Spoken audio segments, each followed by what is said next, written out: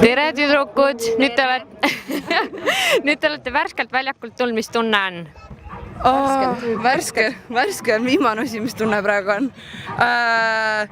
Mul on siuke tunne, et ma vist peaks uuesti võrkpalli hakkama mängima ja kas nüüd professionaalselt, selles ma pole kindel, aga jumala äge oli.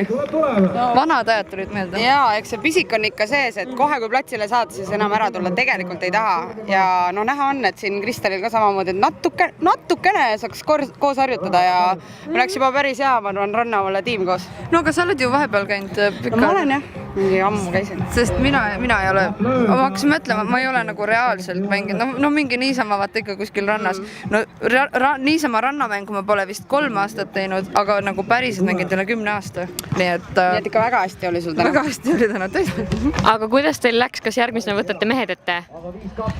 Kahjuks vist ei lasta, aga mina sain üldse arvu, et me saamegi meestega koos mängida, et oleks saanud äkki kellegil mul on hea meel. Plokki hüpata, siis oleks ikka olnud päev tehtud, aga ei saanud. Aga tüdrukute vast oli väga mõnus ka mängida.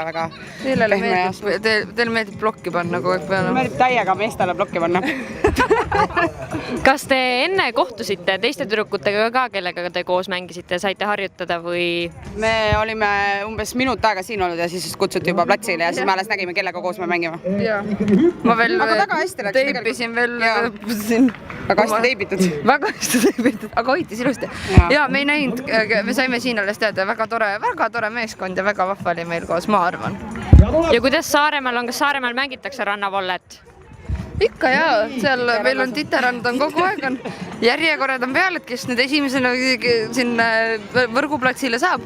Ja tegelikult on võrkpall on selles suhtes on tuus, näiteks ma ei tea, Saaremaal oli küll kogu aeg nõnda, et erinevad inimesed, kes muidu omavahel nagu läbi ei käinud, siis võrkpall kuidagi see rannavolle, et nagu seda ikka kõik põksisid vähemalt natukenegi. Ja siis oligi, et kui sul oli mingi 3 inimest ja pall, siis sa leidsid ranna pealt endale ikka kellegi, kes mängida viitsib. Jaa, mul on veel siiamaani võrk ootab kodus, et ma ise enda platsi teeks, aga 2 aastat pole teinud. Lähme teeme ära, tule appi, võtame siit liiva kaasa.